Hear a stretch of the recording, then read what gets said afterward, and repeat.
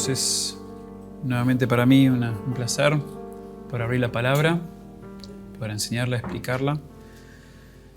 Esta mañana estamos en un texto que, bueno, como cualquier texto me sobrepasa, pero este aún más. Siempre que uno predica la palabra, siempre hay un montón de desafíos, porque uno depende, sí, del estudio profundo, pero depende del Señor, de su ayuda. Y bueno, en este caso sigo pidiendo por su ayuda, porque este pasaje es quizás uno de los más discutidos. Tanta controversia alrededor de este pasaje que, bueno, yo no siento que me sumo a los grandes teólogos que se han propuesto estudiarlo por años, sino todas sus vidas, y pensar que puedo llegar a entenderlo como quizás algunos de ellos lo entienden. Pero lo precioso es que la palabra es clara y nosotros podemos entenderla. Y lo que dice este texto, aunque haya mucha confusión, aunque haya mucha desviación, porque personas no la han interpretado bien, para aquellos que hemos conocido a Cristo y tenemos la luz del Espíritu en nuestros corazones y conocemos a Cristo, esta es una realidad preciosa, la que encontramos en Juan 1, Juan capítulo 1, versículos 1 al 5.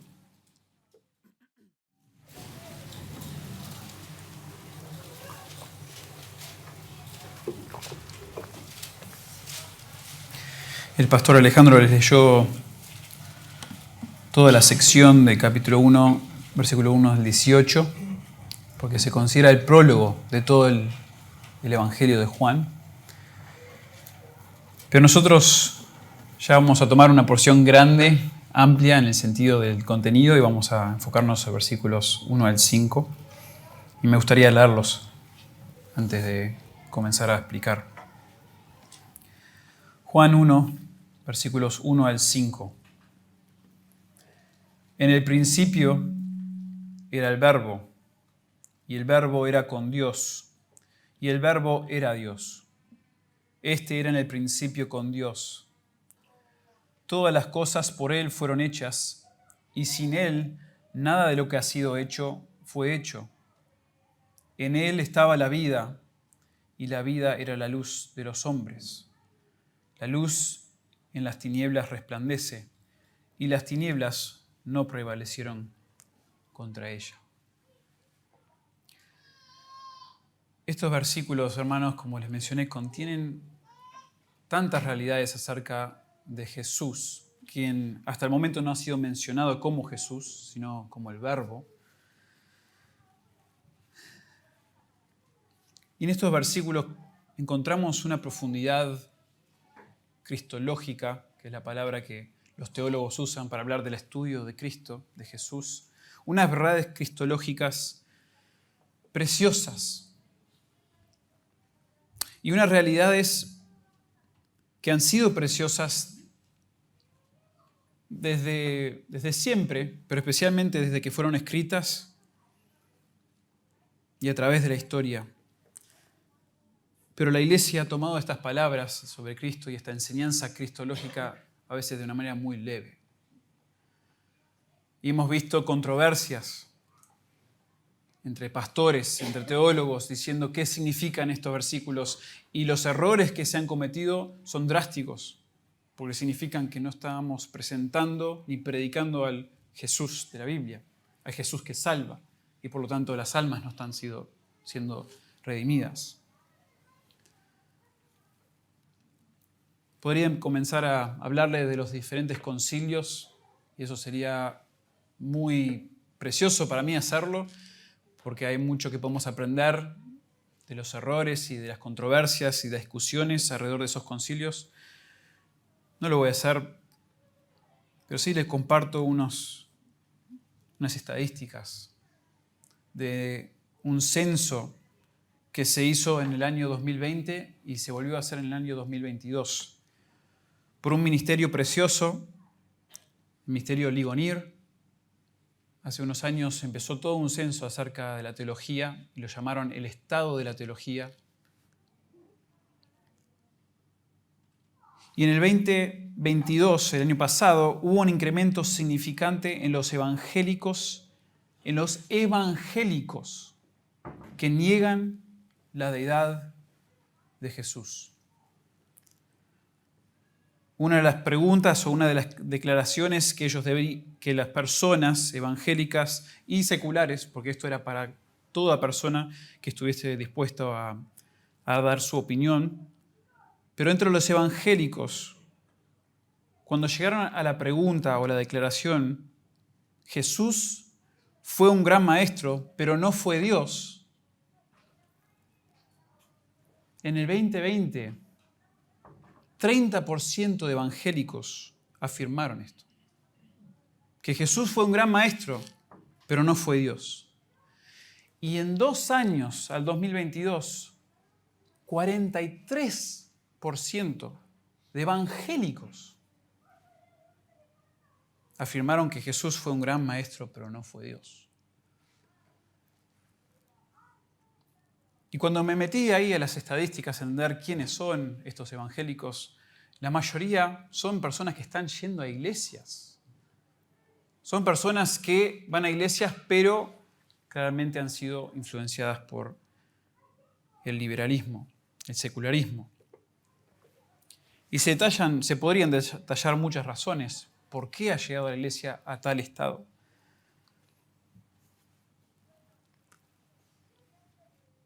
R.C. Sproul, la persona que, probablemente fundó y fue presidente de este ministerio Ligonier por muchos años antes de que falleció, escribió un libro hace muchos años y ha sido republicado 2 veces por la gran necesidad y el gran deseo de las personas de entregar este libro a nuevos creyentes o a incrédulos que necesitan conocer de Cristo. El libro se llama ¿Quién es Jesús? Por R.C. Sproul. Y en su capítulo introductorio, Sproul, y uno podría escucharlo porque si ha escuchado a Sproul hablar de manera tan con mucha confianza, con mucha convicción, está harto en un sentido de aquellos que no presentan al verdadero Jesús. Y en su capítulo introductorio que se llama ¿Puede ponerse de pie el verdadero Jesús, por favor? Él dice, necesitamos a Cristo, el verdadero Cristo. Un Cristo nacido de vanas especulaciones o creado para encajar en los modelos de los filósofos sencillamente no resulta, no va. Un Cristo reciclado, un Cristo producto de la transigencia no puede redimir a nadie. Un Cristo deslucido, carente de poder, despojado de su gloria, reducido a un símbolo o un impotente producto de la cirugía académica no es Cristo, sino un anticristo. Yo quiero conocer, dice Sproul, al Jesús que radicalizó a Mateo, que transformó a Pedro, que dio vuelta al revés a Saulo de Tarso en el camino a Damasco. Denme al Cristo bíblico o no me den nada. Háganlo deprisa, por favor, pues las demás opciones no me dan nada excepto la frustración de una laboriosa investigación estéril. Y uno lee estas palabras y dice, ¿qué problema tenía Sproul? ¿Qué le molestaba tanto? Bueno, Sproul por años, como un teólogo, una persona que se enfrentaba con personas, con aquellos que no creían en la deidad de Cristo, por ejemplo, como apologeta, estaba harto de tantas personas diluyendo, cambiando la persona de Cristo, entre ellos la deidad de Cristo. Y hermanos, es por eso que esta mañana necesitamos un pasaje así como nunca, o como siempre, si prefieren, porque necesitamos nosotros conocer y nosotros proclamar el verdadero Jesús. El Jesús no diluido, no que se conforma a nuestra manera de pensar, nuestra manera de vivir, sino el verdadero Jesús. Y el verdadero Jesús, como pasajes como este, es complejo en su persona. Y vamos a explicar eso, vamos a entender eso. Y el libro de Juan está diseñado para que leamos pasajes como este, pero al leer todo el Evangelio nos lleve a nosotros a conocer quién es Jesús, quién es su persona, cuáles han sido sus obras, cuáles fueron sus señales de la gloria que Él tenía como el Hijo de Dios, y que veamos todo esto, que escuchemos todo esto, y que eso nos lleve a creer en Él, a tener fe en Él. Juan nos expone a la maravilla que es Jesús y después nos llama a decidir. El punto es que nosotros respondamos a este Jesús con aceptación o con rechazo. ¿Es uno o el otro? Juan te expone a la deidad de Jesús, la obra salvífica de Jesús, y luego te llama a la fe en Jesús, a la confianza plena en Él. Y el Evangelio de Juan, como les dije, es bastante único. El Evangelio de Juan no es como los otros evangelios en el sentido de que no comienza con una genealogía, no comienza tampoco con un relato de Juan el Bautista y el nacimiento de Jesús, sino que Juan, siendo un evangelio muy teológico, muy enfocado en su propósito, vuelve atrás, no a una genealogía humana, no al nacimiento de una persona, sino a la eternidad pasada, antes de la creación, y lo hace ligeramente para inmediatamente hablarnos del verdadero Jesús, el Verbo, y describirnos ciertas características profundas y esenciales de su persona. Hermanos, el pasaje de hoy, Juan desea introducirnos a la persona divina de Jesús, quien es, después de todo lo que vamos a ver, quien es digno de nuestra confianza por su naturaleza divina, por su autoridad absoluta y por su poder transformador.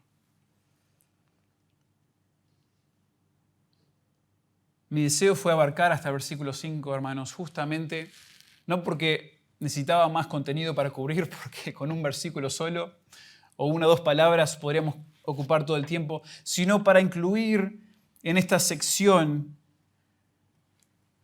cómo lo que Dios y lo que Jesús es en su divinidad tiene implicaciones para nuestra salvación. Porque Él es el Verbo, Él es Dios, Él es con Dios, pero también es vida, luz en tinieblas. Y todo esto, esta sección nos presenta algo precioso al contemplar a Cristo y al contemplar quién es aún para nosotros y nuestra salvación.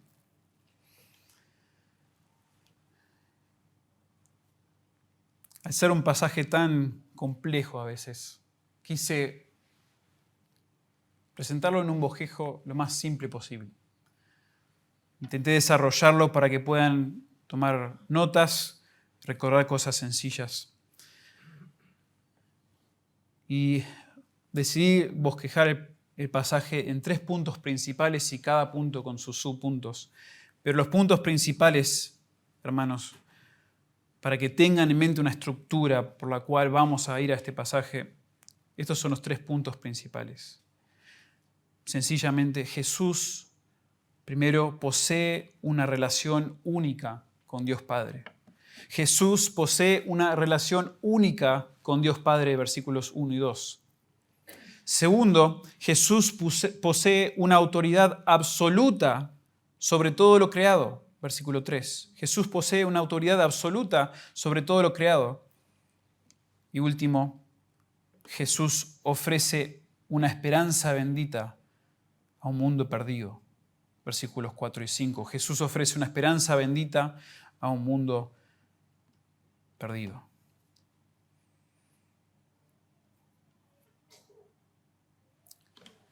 Comencemos, hermanos, versículo 1. Jesús posee una relación única con Dios Padre. Y esto acá ya nos va a volar la cabeza. Porque como han presentado los teólogos a través de la historia,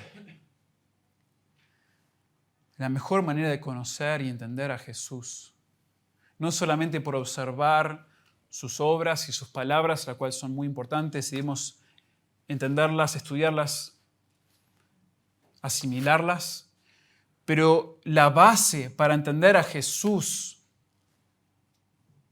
es entender su relación con el Padre. Es entender su relación con el Padre y con el Espíritu Santo. Esa relación, lo que llaman intertrinitaria. Esa conexión entre ellos es esencial para que nosotros conozcamos al verdadero Jesús. Entonces es demasiado apropiado que Juan comience su evangelio, el cual está muy enfocado en presentarnos al verdadero Jesús, que comience con una descripción de su relación con el Padre.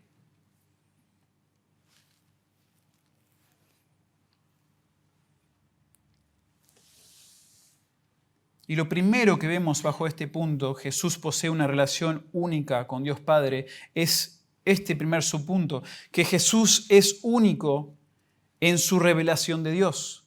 Jesús es único en su revelación de Dios. Dice Juan, comenzando este hermoso evangelio, en el principio era el verbo. Enfocándonos ahí en la palabra verbo. Quiero, hermanos, primeramente explicarles qué es esto. ¿Por qué el verbo? ¿Por qué no decir Jesús? ¿Por qué decir verbo? ¿Por qué usar la palabra en original logos para describir a Jesús y todavía no mencionar su nombre? Bueno, nuestra traducción, hermanos, como ustedes tienen ahí, dice el verbo. En el inglés lo traducen la palabra, que quizás es un poquito más cercano a lo que se está llegando allí. Pero la idea de estas traducciones de la palabra logos en el original es encapsular la idea de que este personaje, quien todavía no conocemos su nombre, es la máxima y completa expresión personificada en una persona de Dios. Hemos conocido un montón de cosas a través de la Biblia, Antiguo Testamento. ¿Sí? Empezando ahora en el Nuevo Testamento, muchas cosas acerca de Dios. Pero el verbo, la palabra, el logos, es la máxima representación, personificación de quién es Dios. Ahora, en el tiempo que se escribe esto, se cree que habían algunas filosofías griegas que veneraban un concepto de logos que daba orden, armonía y propósito al mundo. Este logos sería equivalente con Dios o al menos combinado con el concepto de Dios y era esencial para separar la superioridad de lo espiritual del mundo material. Entonces, para cierto entendimiento filosófico de ese tiempo, se entiende de que había un concepto de logos, pero tenía que ver con algo que no realmente se alinea con lo que presenta la Biblia. Entonces, algunos opinan que Juan estaba presentando a la segunda persona de la Trinidad como el verdadero logos, como diciendo, ese logos que ustedes veneran, buscan, no es nada comparado al logos que estuvo en el principio o desde el principio. Bueno, puede ser. Puede ser que eso fue una de las razones que Juan usó la palabra logos aquí. Pero somos más propensos, me parece, a conectar la palabra logos con el uso de la palabra en el Antiguo Testamento y el énfasis que había en el Antiguo Testamento en la palabra de Dios. Noten ustedes que claramente hay una conexión aquí, lo vamos a ver en más detalle en un momento, pero hay una conexión entre el versículo 1 de Juan 1, en el principio era el verbo, hay una conexión con Génesis. En el principio Dios creó los cielos y la tierra. Claramente hay una conexión. Entonces quizás algo muy posible y probable aquí es que la palabra de Dios que fue la que Dios usó para crear todas las cosas. Bueno, acá Juan está diciendo, en el principio Dios usó su palabra para crear todas las cosas. Pero en el principio también estaba el Verbo, la palabra personificada. Estaba allí. Noten que tantos detalles en el Antiguo Testamento, los mandamientos de Dios, los 10 mandamientos, en realidad son las 10 palabras. Dabar, la palabra en el hebreo. Los profetas necesitaban comunicar la palabra del Señor al pueblo de Dios. Mucho énfasis en el Antiguo Testamento en cuanto a la palabra. Y es por medio de la palabra que tendrán vida. Y si se desvían de la palabra del Señor, van a tener condenación en vez de bendición. La palabra de Dios.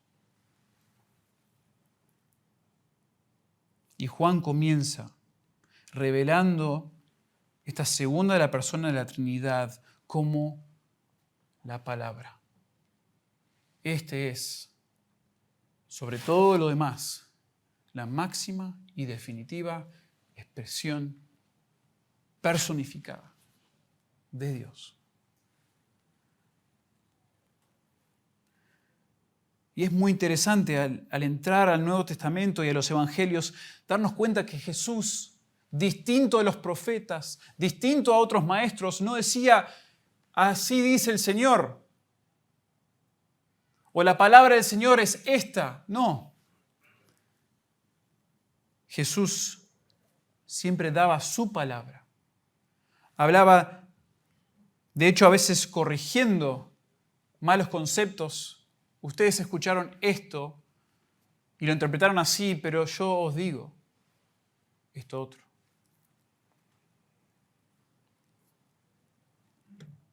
Aún para rabinos, o aún para los hebreos,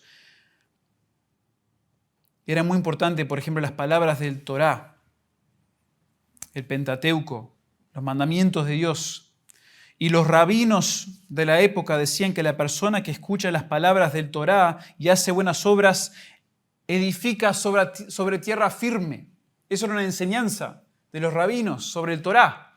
Y Jesús toma ese mismo concepto y dice en Mateo 7:24, cualquiera pues que me oye estas palabras y las hace, le compararé a un hombre prudente que edificó su casa sobre la roca. O sea, claramente las palabras de Jesús tienen la misma autoridad que la palabra de Dios en el Antiguo Testamento. Pero el punto no es solamente hablar de las palabras de Jesús, las palabras de este verbo, sino que Él mismo es la palabra, Él mismo es la manifestación, la expresión máxima de la voluntad, del poder de Dios. Hebreos 1 y 2 expresan este mismo concepto. Dios, habiendo hablado muchas veces y de muchas maneras en otro tiempo a los padres por los profetas, en estos postreros días nos ha hablado por el Hijo, el cual, siendo el resplandor de su gloria y la imagen misma de su sustancia, y quien sustenta todas las cosas con la palabra de su poder. Y así continúa el autor. Hay algo muy especial, muy singular acerca de este verbo. Jesús, el verbo, es único en su revelación de Dios. Eso es un resumen, hermanos, de cómo entendemos la palabra verbo, logos, aquí.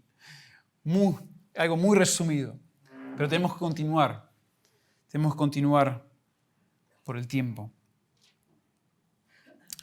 Lo siguiente que nos revela en esto de que Jesús posee una relación única con Dios Padre es que Jesús es único en su existencia eterna como Dios. Jesús es único en su existencia eterna como Dios. Dice Juan, en el principio era el Verbo. Juan comienza nuevamente su evangelio de manera muy interesante. Como les dije, él alude a las primeras palabras de Génesis. En el principio, Dios creó. Es lo que estábamos acostumbrados a escuchar, especialmente los judíos. En el principio, sí, ya sé, Dios creó todas las cosas. Pum, pum, esto. Pero Juan lo cambia y dice, en el principio era el Verbo, cuidadosamente seleccionado por Juan. Que al escuchar eso hagan una relación, pero inmediatamente capten un punto tan importante. Y noten que en vez de en el principio Dios creó, se cambia el verbo y dice Juan que el verbo en el principio era el verbo. El verbo era, el verbo ya era, el verbo ya existía.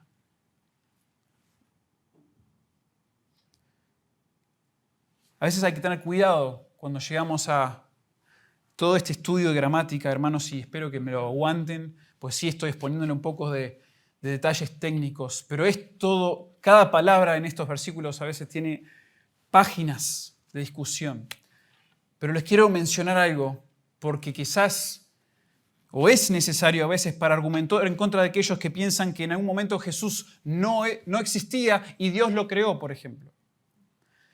Y en Juan está muy claro de que en el principio era el verbo y unos versículos más adelante todas las cosas fueron creadas por él. Y después en el versículo 14 el verbo toma, o es hecho, mejor dicho, es hecho carne. Toma la forma de hombre en Filipenses, es hecho carne. Palabras que se contrastan. Uno es una palabra que ya existe, ya está existiendo. El verbo era Dios. Y otro es, fueron creados, fueron hechos. Entonces, el contexto mismo nos da a nosotros una claridad preciosa y ya para formar convicción de que no hay manera de que en este pasaje podríamos decir que en un momento Jesús no existió o el verbo no fue, lo cual fue la enseñanza de un hereje llamado Arrio en los primeros siglos de la iglesia, que llevó a una gran porción de la iglesia a creer error sobre el Señor Jesús. Pero este pasaje está diciendo que Jesús es único en su existencia eterna como Dios. En el principio el verbo ya era. Jesús es único en su existencia eterna como Dios. Entonces, en su relación única con Dios, Jesús es único en su revelación de Dios, porque es el Logos, es el Verbo, es la palabra. Jesús es único en su existencia eterna como Dios, porque ha estado desde el principio. Nunca fue creado, siempre existió. ¿Quién más puede decir eso en cuanto a su relación con Dios? ¿Cómo se relaciona con el Dios creador, todopoderoso? Tercero, es acá donde se empieza, bueno, ya se empezaron a mezclar las aguas, se pusieron turbulentas ya en la interpretación, pero agregamos a esto, Jesús es único en su compañerismo con Dios. Jesús es único en su compañerismo con Dios, porque el texto dice, la siguiente frase muy corta, muy resumida, que el verbo era con Dios. Una sola palabra ahí. Para entender, para estudiar y decir qué es lo que está diciendo Dios aquí. Juan declara que no solamente el verbo es preexistente, como Dios, sino que ha sido eternamente compañero de Dios. Y esto, hermanos, es algo que maravilla. Y creo que las implicaciones de a poquito nos van sorprendiendo de que si eternamente el Verbo, la segunda persona de la Trinidad, ha sido el compañero del Padre, ¿cómo es que el texto después continúa y escuchamos de que Él deja eso en algún momento? ¿Y por qué lo deja? Pero porque desde siempre el Hijo eterno y amado del Padre ha estado a su lado, ha sido su compañero. La semana pasada el pastor Alejandro nos mencionó en Lucas 3:22 que el Hijo es el amado del Padre en quien Él se ha complacido, en quien Él tiene complacencia y se complace de Él eternamente. Hay una relación íntima en ese compañerismo entre Padre e Hijo. Y el texto, de manera, otra vez, muy resumida, solo nos está diciendo que el Verbo existía desde la eternidad en una unión perfecta con Dios Padre. Entonces vayan pensando esto, cuesta muchísimo a veces formular algo sistemático en sus mentes después de tantos conceptos de eternidad, infinito, Dios siendo el Verbo siendo Dios. Vamos a ir uniendo estos conceptos, pero precioso, este es el verdadero Jesús. Este punto no solamente resalta el compañerismo entre Dios y el Verbo, sino también la distinción entre Dios Padre y el Verbo. Vamos a ver en un momento que Padre e Hijo, o Padre y Verbo, son de la misma esencia, de la misma naturaleza, pero no son la misma persona. Y por eso, hermanos, fue necesario. La iglesia por eso se reunió varias veces durante la historia para hablar y tener concilios y decidir qué es lo que nos está diciendo Dios por medio de su palabra acerca de Jesús. Y bueno, una de las cosas es que Jesús es uno con el Padre en el sentido de que es una naturaleza, una esencia, pero es una persona distinta. Y es parte de lo que nos está diciendo Juan aquí. Él estuvo con Dios. El Verbo era con Dios, íntimamente ligado a Él, pero no igual que Él como persona. Jesús es único en su compañerismo con Dios. Número 4. Jesús es único en su esencia como Dios. Jesús es único en su esencia como Dios. Me acaba de decir Juan que él estaba con Dios. Entonces, la implicación parecería ser que no es Dios, sino que está con Dios. Pero Juan, de una manera muy resumida nuevamente, pero muy puntual, dice, y el Verbo era Dios. Y esto revela algo alucinante. El Verbo no solamente es preexistente como Dios, el Verbo no es meramente un compañero eterno de Dios, sino que también el Verbo es a la misma vez que estas cosas Dios mismo en esencia.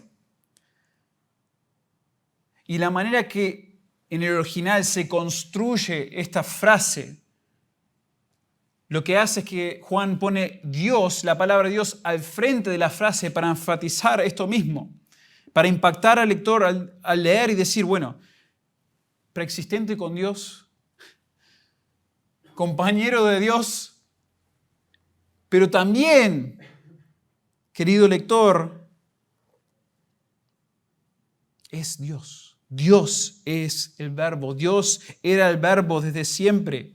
No solamente el compañero y distinto que Dios, sino también es Dios. El Verbo era Dios y nada menos que Dios.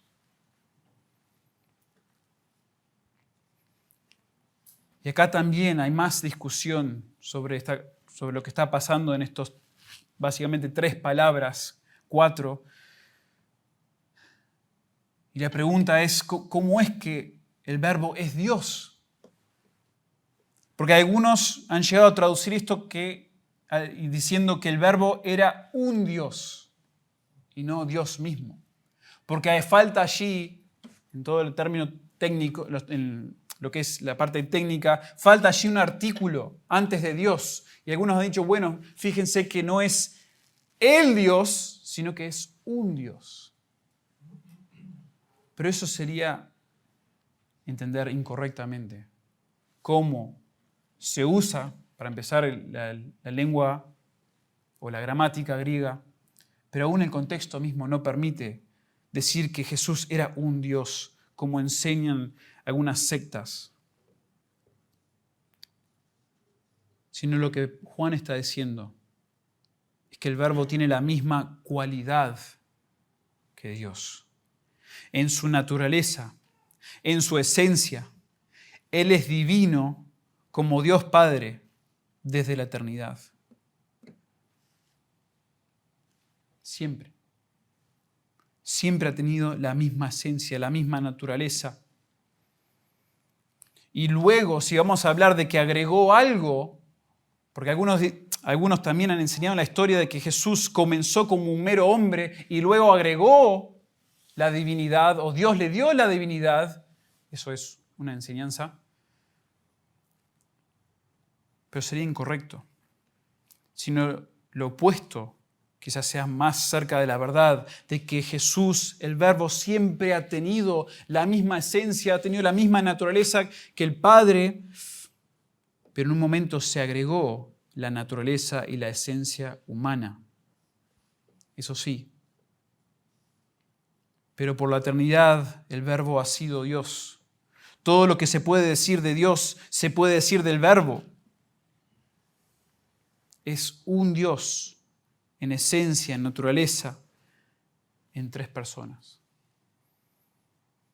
Dios en Padre, Hijo y Espíritu Santo. Aún con un pizarrón acá intentando dibujarles y explicarles, tampoco podríamos entenderlo completamente. Pero es esencial entender que esto es lo que está diciendo Juan. Esto es lo que dice Juan, esto es lo que afirma el resto de las Escrituras y aunque parezca tan técnico, es esencial para entender y luego poder apreciar lo que ocurre cuando Jesús muere para expiar tus pecados. Porque la expiación, si vamos a hacer una lógica detrás de la expiación por nuestros pecados, la expiación de nuestros pecados requiere, han dicho los teólogos, la encarnación de Jesús. ¿Sí? Se tiene que humanar Dios, o por lo menos el Verbo, la segunda persona de la Trinidad, para que haya la posibilidad de expiación, porque tiene que ser un sustituto perfecto, tiene que ser Dios mismo quien pague por nosotros. Y la encarnación requiere la unión trinitaria. Requiere de que hayan tres personas para que una de esas personas se encarne y luego esa persona muera y expíe nuestros pecados. Entonces, hermanos, esto es muy esencial. Aunque mis palabras suenen técnicas quizás, la idea detrás de todo esto es muy práctica, muy necesaria. De entender de que nuestro Jesús no es un buen hombre, no es un buen maestro, es el Verbo preexistente, el Verbo compañero de Dios Padre, el Verbo que en su esencia es Dios. Y al decir que el Verbo era Dios, no solamente entendemos que es nada menos que Dios, pero también diríamos que no compone todo lo que es Dios, porque algunos llevan a interpretarlo de esa manera. Bueno, el Verbo, si es Dios, está diciendo que quizás sea la única persona que compone a Dios. Y algunos entienden la relación entre Jesús y Dios de esa manera. Jesús es la única persona que hoy conocemos como Dios. y va a veces cambiando su naturaleza, dicen algunos. Algunas veces es el Padre, algunas veces, perdón, no es su naturaleza, su persona. Algunas veces es el Hijo, algunas veces es el Padre, algunas veces es el Espíritu. No. Lo que está diciendo es que Dios Padre y el Verbo, la segunda persona de la Trinidad, son compañeros eternos. Nunca ha cambiado eso y nunca cambiará. Y tienen la misma esencia. Y eso tampoco va a cambiar.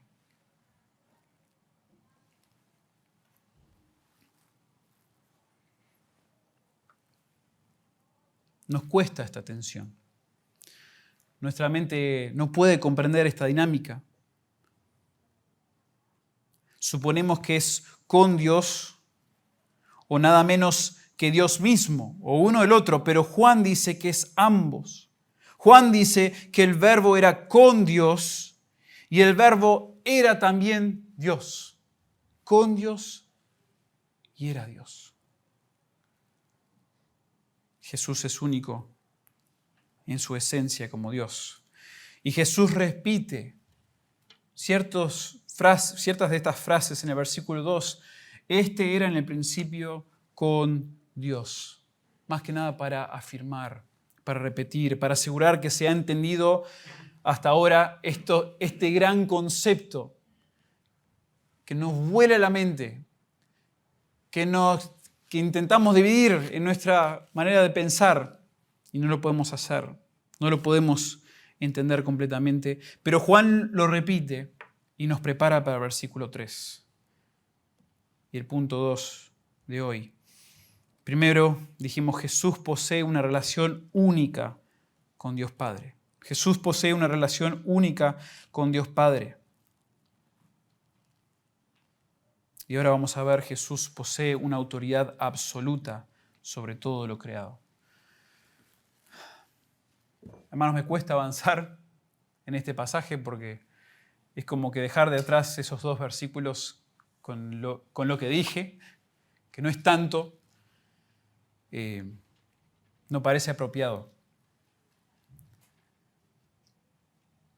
Medítenlo en sus casas, medítenlo durante la semana. Piensen, como vamos a llegar en un momento, piensen en esta hermosa relación entre Dios Padre y Dios Hijo, que es desde la eternidad perfecta. Y piensen cómo ese modelo después, al ver la vida de Jesús y al ver su sumisión, su obediencia, la manera que Él, siendo Dios y siendo compañero de Dios eterno, igual se sometía al Padre, tomó la forma de hombre, se somete al Padre, va a la cruz. Uno dice, ¿cuántas cosas podemos aprender y apreciar aún para nuestro diario vivir?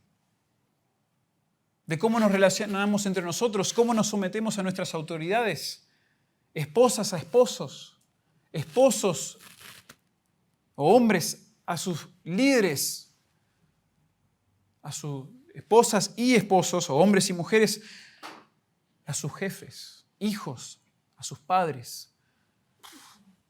Y sigue y sigue. Qué relación preciosa para contemplar y para aprender de ella.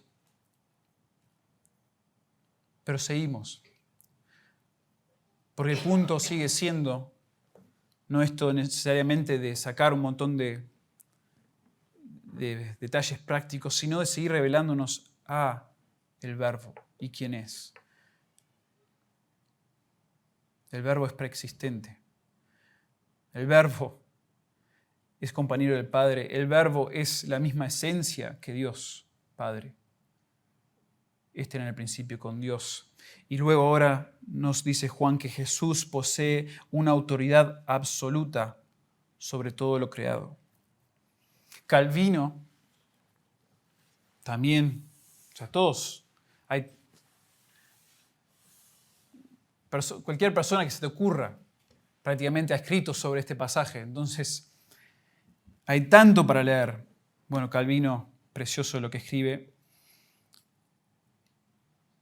Y al escribir sobre la transición del versículo 2 al 3, dice, habiendo declarado que el Verbo es Dios y proclamado su esencia divina, pasa ahora, hablando de Juan, a comprobar su divinidad a partir de sus obras. Tal como la palabra de Dios fue la agente en crear todas las cosas, así fue el rol del Verbo en el principio, cuando todo fue creado. Dice el versículo 3, todas las cosas por Él fueron hechas, y sin Él nada de lo que ha sido hecho fue hecho.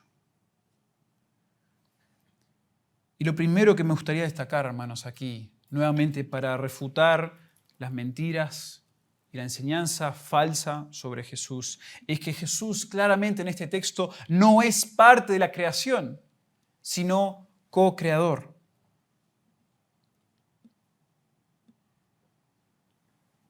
Noten que dice que antes de que todo fue creado, el verbo ya era, ya existió. Y ahora hay un cambio en los verbos al hablar de cómo fueron hechas todas las cosas. Jesús no fue hecho por Dios, sino que fue un agente en la creación.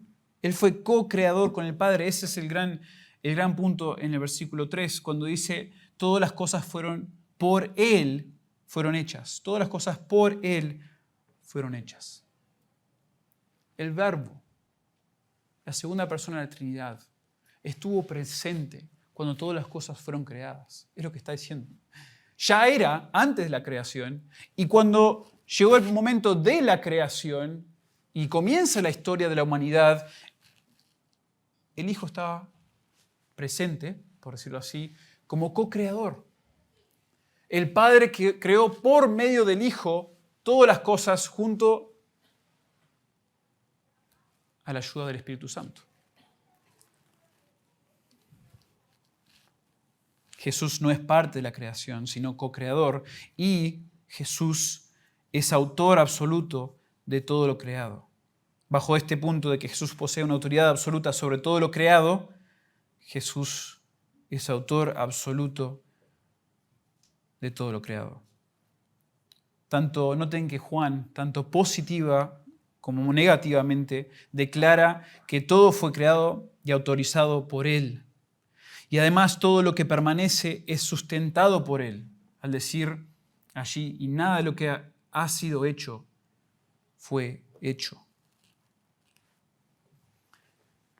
A veces como que, tanto cuando yo he estudiado los pasajes que hablan de la potestad o de la autoridad de Jesús sobre la creación, a veces me intriga. O sea, ¿por qué tanto énfasis en esto? ¿Por qué cuando se habla de la supremacía de Cristo, su autoridad, por qué la creación?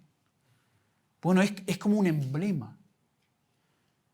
Que el Creador, el verdadero Dios de todas las cosas, es aquel que ha creado todas las cosas y por eso están todo bajo de su autoridad, su sumisión. Él somete las cosas porque Él es creador. Entonces es muy importante que Cristo, que Jesús haya sido co-creador con el Padre. Porque todos los dioses falsos no crearon nada. Fueron creados. Colosenses 1, 16 y 17. Porque en Él, hablando de Jesús, fueron creadas todas las cosas, las que hay en los cielos, las que hay en la tierra, visibles e invisibles, tronos, dominios, principados, potestades. Todo fue creado por medio de Él y para Él. Y Él es antes de todas las cosas y todas las cosas en Él subsisten. Noten esa, como que está todo encapsulado alrededor de Cristo, alrededor del Creador. Él creó todas las cosas y por eso existen. Él creó todas las cosas y por eso subsisten. Y como Él creó todas las cosas, para Él fueron hechas. Y a Él le deben dar la gloria. Para eso fueron creadas. Y en esta profundidad teológica que nos da Juan acerca del Verbo, es demasiado importante presentarlo en cuanto a su relación, sí, con el Padre, con Dios, su relación con Dios como Dios, pero también presentarlo como aquel que tiene autoridad absoluta sobre todo lo creado. Y por eso todo necesita de Él, todo requiere de Él.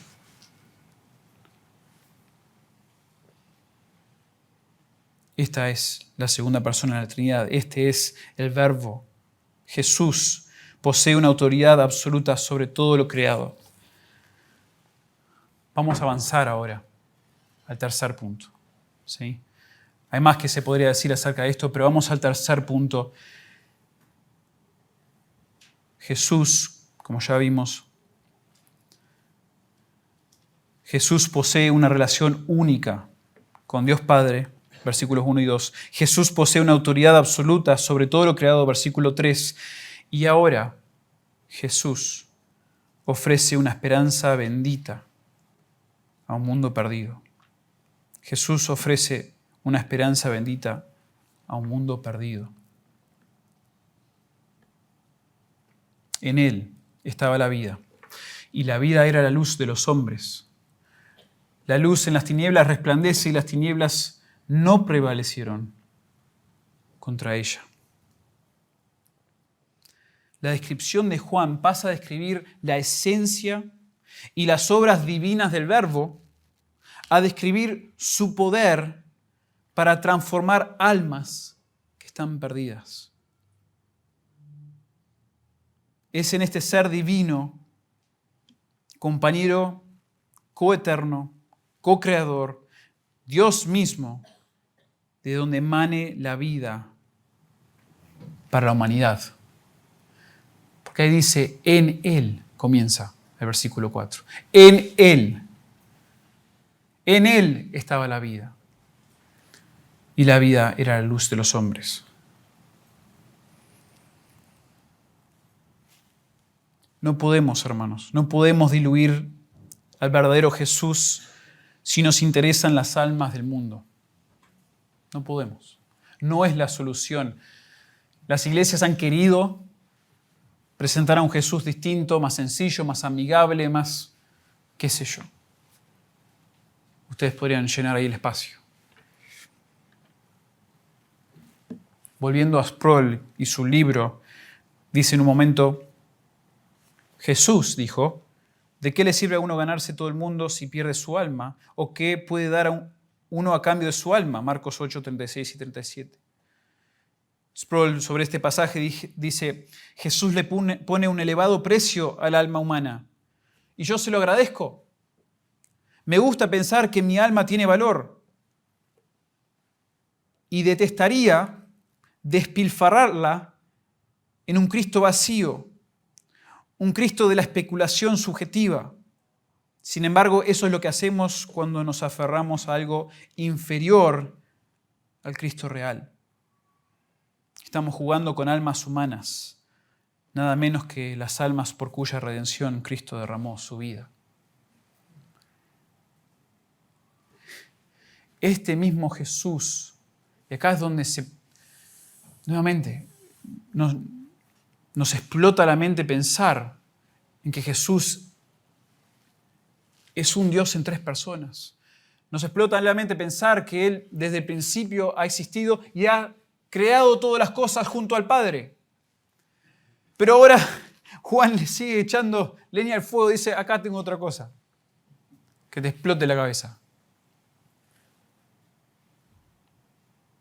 Que Jesús es y ofrece esperanza bendita a ustedes. Un mundo muerto que ama las tinieblas, que odia a Dios.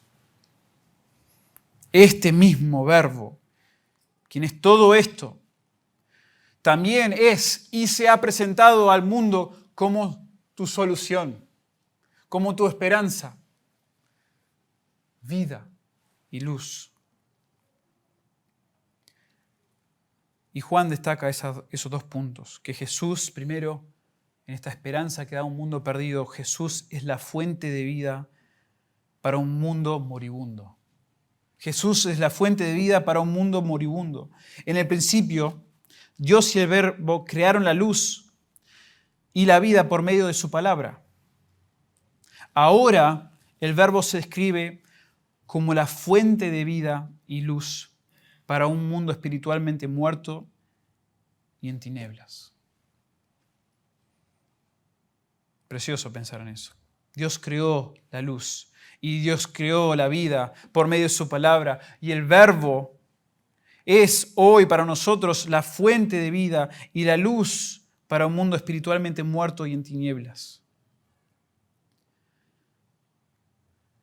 Hay que entender un poquito acerca del mundo en el libro o en el Evangelio de Juan. El mundo no es solamente el planeta Tierra. La conglomeración de las personas que existen en este planeta no es eso. Cuando Juan habla de mundo, se refiere al mundo como malvado. Los que son del mundo se encuentran muertos, sin esperanzas y están bajo la ira de Dios. Juan ahora presenta al Verbo, luego de describir su divinidad como la fuente de vida eterna y vida verdadera para todos los que creen en Él.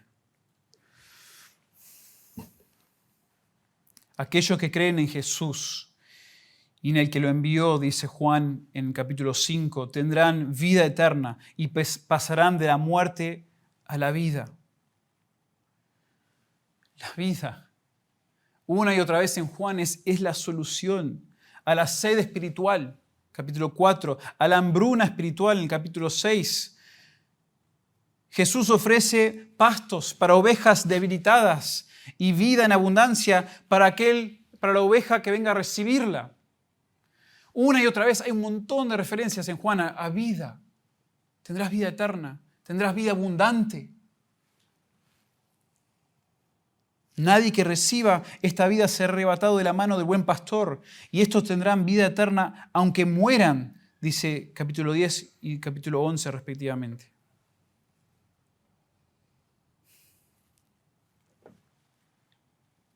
En Juan, hermanos, en Juan, que es un libro escrito para que las personas que lo escuchen, aprendan, conozcan a Cristo, conozcan quién es, qué es lo que hace, qué es lo que ha hecho, y lleguen a entender su crucifixión, su resurrección y todo lo que eso implica para ellos,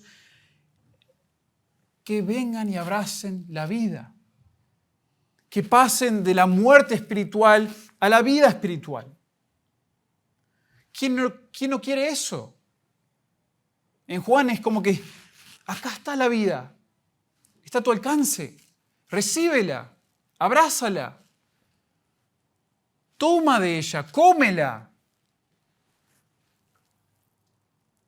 Pero para gozar de esta fuente que da fruto en tu vida, debes creer en el Hijo, debes obedecerle, debes recibirle. Debes tomar de sus aguas, comer de su cuerpo, tomar de su sangre.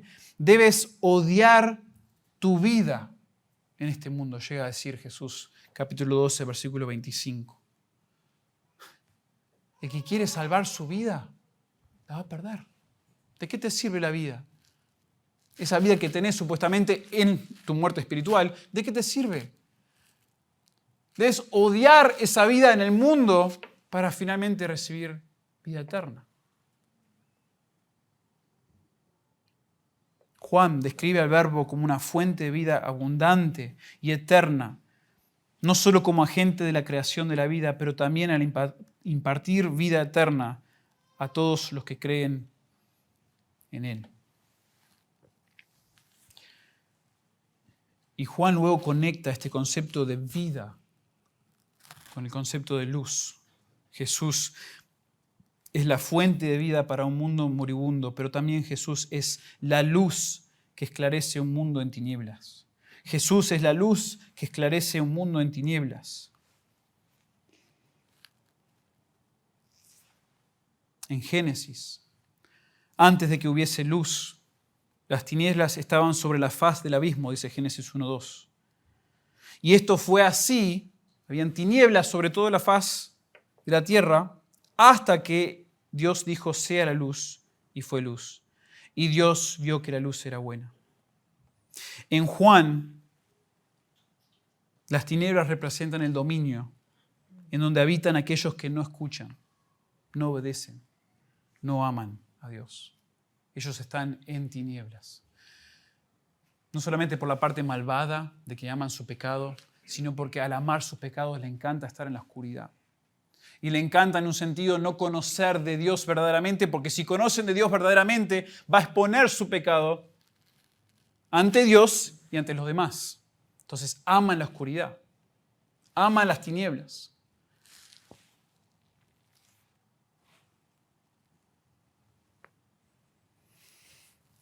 Y su estado en tinieblas representa también que no conocen a Dios y están desligados de la sabiduría que aclarece el camino. Están completamente perdidos. Son necios. Son personas que no conocen el camino, no pueden ir hacia el camino que lleva a la bendición, al camino de la sabiduría. Por eso están en tinieblas. Su pecado, su estado, su amor por sí mismos, por esconder su pecado, todo eso los caracteriza como estando en tinieblas. Y esto es así en Juan. Como fue en el principio de la creación, cuando todo estaba en tinieblas, esto fue así hasta que llega el Verbo. Y en el Verbo, la humanidad recibe la vida y la luz de los hombres. Jesús es la luz. Y Él tuvo victoria sobre las tinieblas, como dice en el versículo 5. La luz en las tinieblas resplandece y las tinieblas no prevalecieron contra ella. Jesús, el Verbo, ya tuvo victoria sobre las tinieblas. Y creer en el verdadero Jesús es la única manera, es el único remedio por el cual alguien puede salir desde el reino de las tinieblas al reino del Hijo, al reino de luz.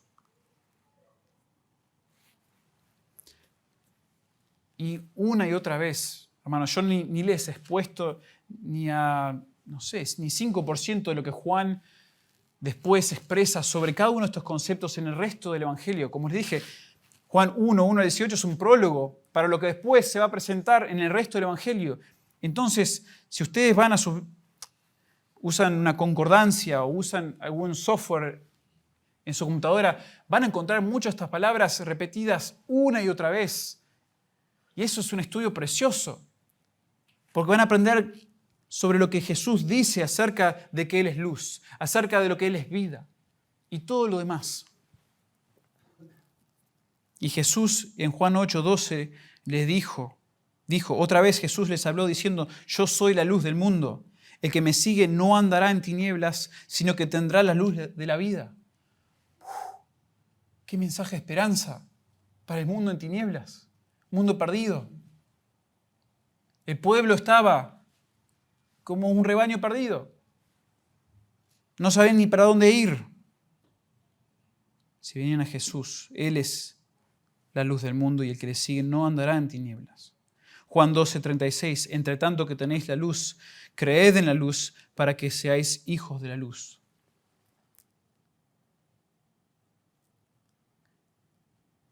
Y el concepto, más o menos, resumido de lo que Juan está diciendo acá es que la persona de Jesús, el Verbo, penetró un mundo en tinieblas, que ama las obras malvadas y está sobrellevada por la oscuridad.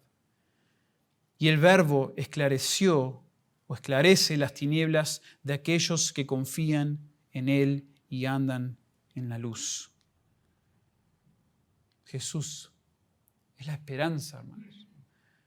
Ese es el mensaje de esperanza que Él mismo, no dependiente de nosotros, sino que Él mismo entró al mundo de tinieblas y penetró esas tinieblas y esclareció las tinieblas para que aquellos que crean en Él puedan ahora ser parte de su reino.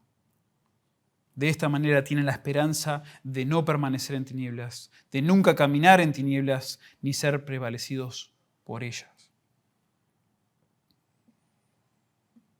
Pero nuevamente, a lo que siempre llegamos en Juan una y otra vez.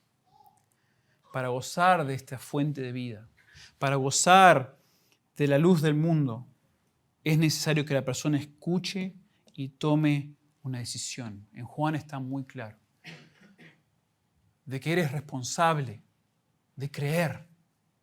Eres responsable de confiar.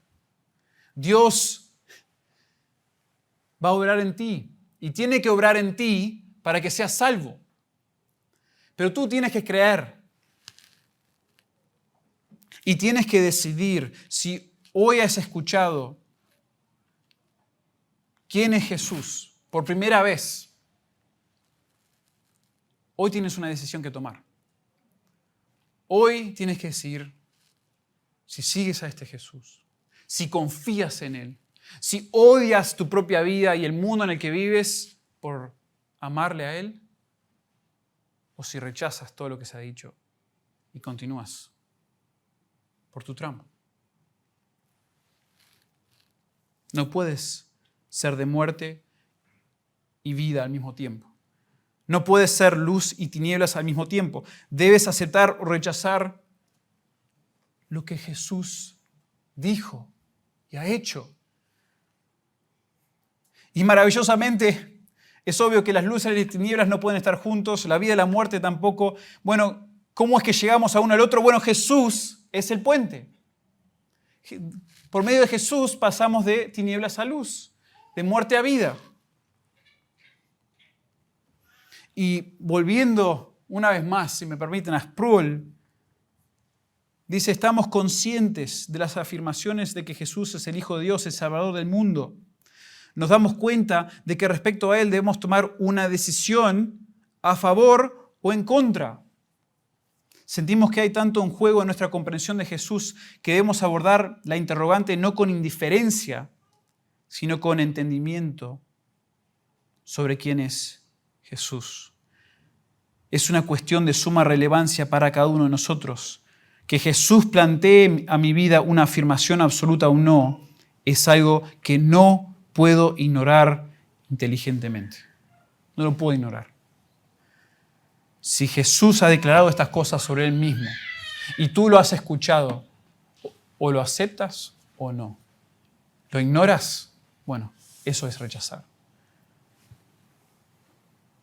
Esa es la presentación de Juan. Esa es la presentación de Juan sobre el Verbo, sobre quién es, sobre lo que ha hecho, sobre lo que ha hecho no solamente en su autoridad, sino a favor de la humanidad. ¿Qué haremos? ¿Qué haremos con todo esto que hemos escuchado? Jesús, repasando los puntos principales, Jesús posee una relación única con Dios Padre, versículos 1 y 2. Jesús posee una autoridad absoluta sobre todo lo creado. Y por último, Jesús ofrece una esperanza bendita a un mundo perdido. Para concluir, hermanos, es necesario conocer a este verdadero Jesús. Es necesario conocerle en toda su plenitud y es necesario presentarlo en toda su plenitud. No estoy diciendo que cada vez que presentes el Evangelio, compartas el Evangelio con una persona, vas a estar hablándole de todos los detalles de la Trinidad necesariamente, pero sí tienes que entenderlo y en algún momento llegar a explicarlo con la persona a quien estás evangelizando. Esta persona, este Jesús, no es cualquier hombre. Y no es Él solamente Dios y como que el Padre lo dejas de lado, sino que Él es coeterno con el Padre, siempre estuvo con Él, dejó al Padre y el Padre lo entregó a la misma vez para entregarse al juicio que nosotros merecíamos, y el cual es el juicio que el Padre tuvo sobre Él, y la ira del Padre fue sobre el Hijo,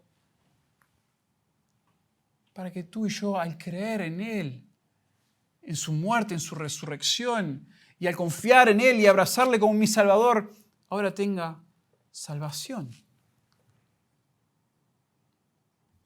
Necesitamos conocer a este verdadero Jesús en toda su divinidad.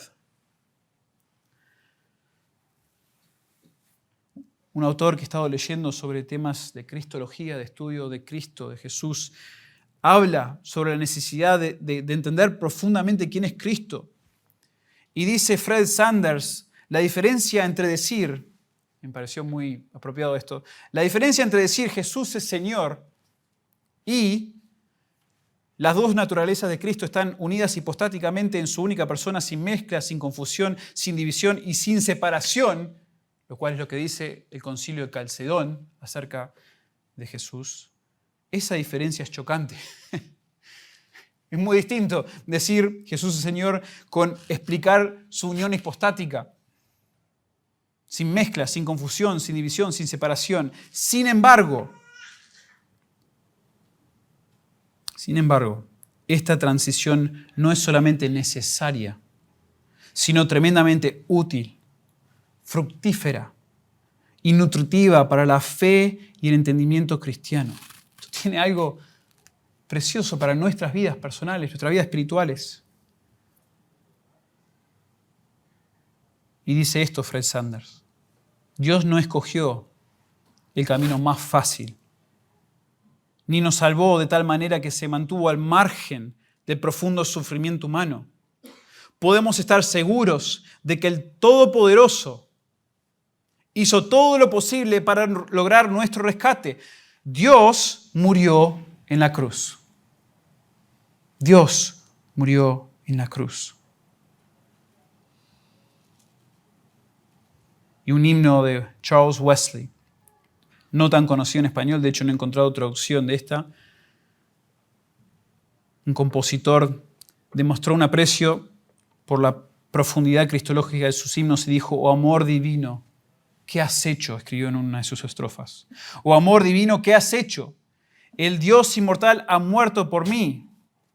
Y luego aclara su obra en términos trinitarios: «El Hijo coeterno del Padre llevó todos mis pecados sobre el madero». El Hijo coeterno del Padre llevó todos mis pecados sobre el madero. Este es el Cristo nuestro.